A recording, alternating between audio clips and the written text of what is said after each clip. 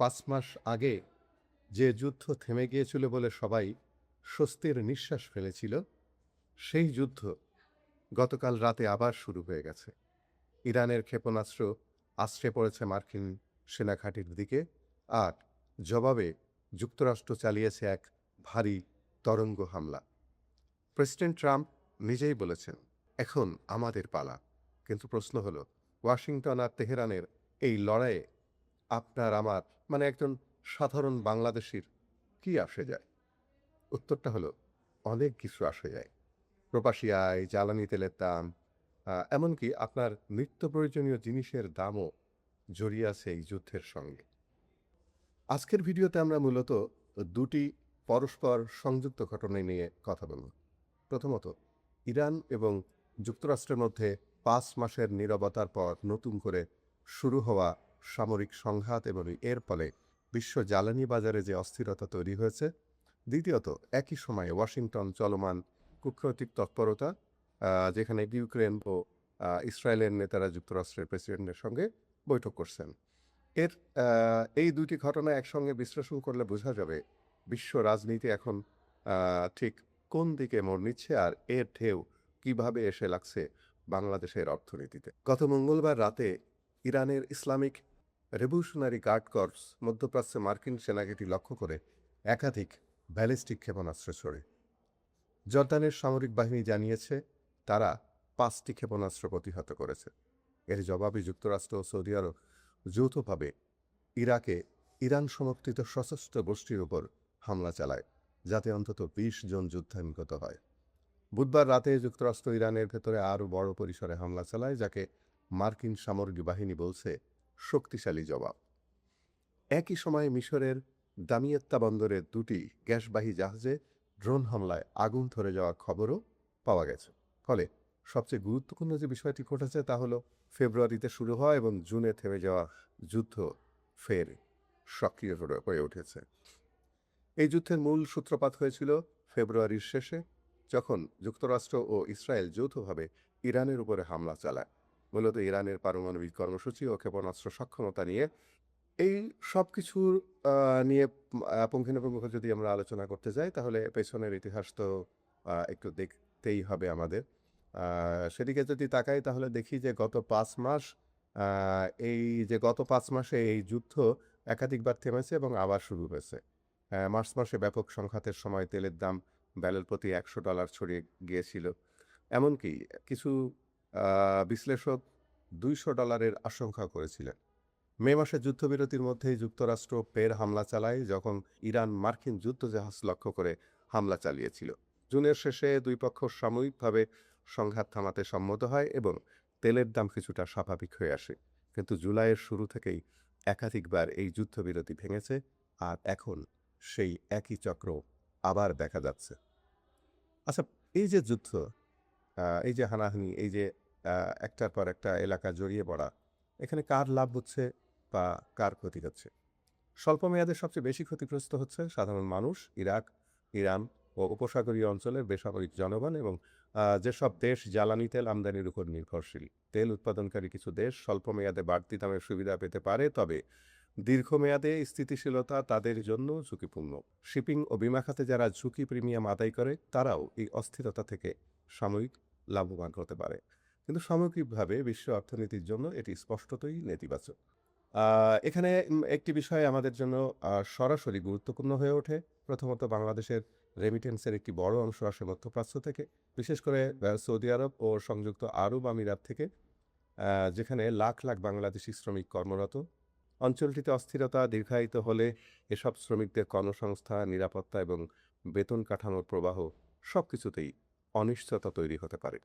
দ্বিতীয়ত, হরমুজ প্রণালী দিয়ে বিশ্বের প্রায় 1/5 জ্বালানি তেল পরিবহন হয়। ব্রেন্ট ক্রুডের দাম ইতিমধ্যে ব্যারেল প্রতি প্রায় $85 পৌঁছেছে, যা 2 সপ্তাহ আগের তুলনায় অনেকটাই বেশি। বাংলাদেশ যেহেতু জ্বালানি তেলের প্রায় পুরোটাই আমদানি করে, তাই দাম বাড়লে তার প্রভাব পড়বে বিদ্যুৎ উৎপাদন খরচ, পরিবহন ভাড়া এবং শেষ পর্যন্ত নিত্য প্রয়োজনীয় জিনিসের দামে। তৃতীয়ত, জাহাজ চলাচলে অনিশ্চয়তা এবং বর্ধিত বিমা খরচ বাংলাদেশের গার্মেন্টস রপ্তানির শিপিং খরচ বাড়িয়ে দিতে পারে। যা আমাদের সবচেয়ে বড় রপ্তানি খাতের প্রতিযোগিতা সক্ষমতাকে প্রভাবিত করবে। ভবিষ্যতে কি হতে পারে? আগামী কয়েক সপ্তাহে ২ টি সম্ভাবনা রয়েছে। প্রথমত, যদি যুক্তরাষ্ট্র ও ইরান আবারও সামরিক সমঝোতায় পৌঁছায়, যেমনটা আগে কয়েকবার হয়েছে, তাহলে তেলের বাজার ফের স্থিতিশীল হতে পারে।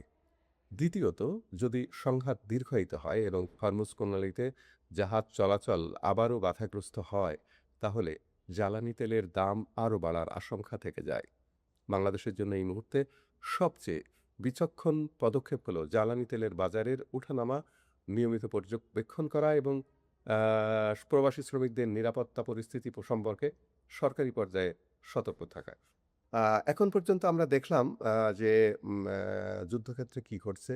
কিন্তু ঠিক একই সময়ে যুদ্ধক্ষেত্র থেকে অনেক দূরে ওয়াশিংটনের হোয়াইট হাউসেও চলছে গুরুত্বপূর্ণ কূটনৈতিক তৎপরতা, যা এই পুরো পরিস্থিতিকে আরও জটিল করে তুলছে। এ সপ্তাহে ইউক্রেনের প্রেসিডেন্ট ভলোদিমির জেলেনস্কি এবং ইসরায়েলের প্রধানমন্ত্রী বেনিয়ামিন নেতানিয়াহু পৃথকভাবে যুক্তরাষ্ট্রে গিয়ে প্রেসিডেন্ট ট্রাম্পের সঙ্গে বৈঠক করেছেন। দুই নেতাই তাদের নিজ নিজ সংকট নিয়ে যুক্তরাষ্ট্রের সমর্থন ও মধ্যস্থতা চাইছেন। ইউক্রেন যুদ্ধ এখনও চলমান, আর ইসরায়েল একই সঙ্গে ইরান সম্পর্কিত সংঘাত ও নিজস্ব নিরাপত্তা সংকট মোকাবেলা করছে। যুক্তরাষ্ট্র এই মুহূর্তে একাধিক ফ্রন্টে ইউরোপে, মধ্যপ্রাচ্যে একসঙ্গে কূটনৈতিক ভূমিকা পালন করার চেষ্টা। ফলে দুই নেতার এই সফর মূলত যুক্তরাষ্ট্রের মনোযোগ ও সহায়তা ধরে রাখার একটা আপ্রাণ প্রচেষ্টা। ইউক্রেন যুদ্ধ চলছে বছরের পর বছর ধরে, আর মধ্যপ্রাচ্যের সাম্প্রতিক ইরান যুদ্ধ পুরনো উত্তেজনারই নতুন সংস্করণ। দুটি সংকটই যুক্তরাষ্ট্রের বৈদেশিক নীতির মনোযোগ ও সম্পদ ভাগাভাগি করে দিচ্ছে, যা যুক্তরাষ্ট্রের ভূ রাজনৈতিক অগ্রাধিকার নির্ধারণে একটি জটিল সমীকরণ তৈরি করছে। এতে যুক্তরাষ্ট্রের মনোভাব একসঙ্গে একাধিক সংকটে বিভক্ত হওয়ায় প্রতিটি পক্ষই পূর্ণ সমর্থন পাওয়া নিয়ে অনিশ্চয়তায় থাকতে পারে। অন্যদিকে যেসব দেশ এই বৈশ্বিক অস্থিরতা থেকে দূরে থেকে নিরপেক্ষ কূটনৈতিক অবস্থান বজায় রাখতে পারছে, তারা তুলনামূলকভাবে সুবিধাজনক অবস্থানে থাকছে। এই যে যুদ্ধ পরিস্থিতি, এর যে প্রভাব বাংলাদেশ এবং দক্ষিণ এশিয়ার উপরে পড়তে পারে, সে বিষয়ে যদি আমরা আলোচনা করতে যাই, তাহলে দেখব যে বাংলাদেশের জন্য এই বৈঠকগুলোর প্রত্যক্ষ প্রভাব সীমিত, তবে পরোক্ষ প্রভাব গুরুত্বপূর্ণ। যুক্তরাষ্ট্রের বৈদেশিক নীতির মনোযোগ যতটা মধ্যপ্রাচ্য ও ইউরোপ কেন্দ্রিক থাকবে, দক্ষিণ এশিয়ার অর্থনৈতিক ও কূটনৈতিক অগ্রাধিকার ততটাই পেছনে পড়ে যেতে পারে।